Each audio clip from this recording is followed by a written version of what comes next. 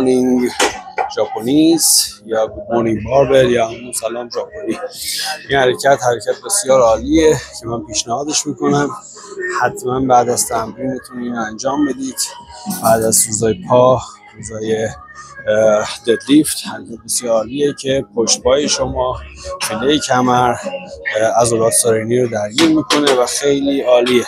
نحوه اجراش اینجوریه که شما پاتون اندازه عرش رو باز نگه میدارید، زانو کمی میشکنه، موقع پایین رفتن پاسن به سمت عقب، کمر صاف خم میشه، جوری میریم پایین که عضلات فشارتون هم استرینگتون حس کنید ولی کمر خم نشه و بعد به همون حالت پاسن به سمت داخل، کمر صاف و دوباره تکرار. من انجام میدم، شما ببینید.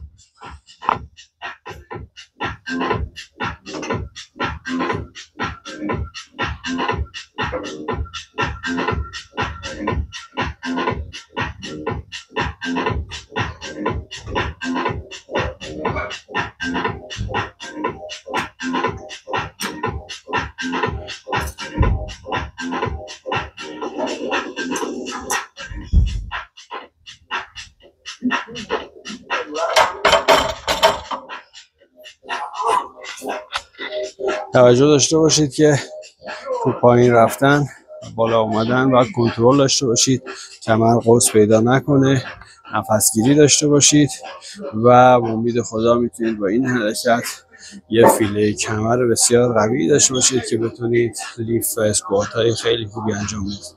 موقع ایستادن شکمو صفر بگیرید، سر سینه صاف باشه و امید خدا بهترین نتیجه رو بگیرید. یا حق، خدا نگهدار.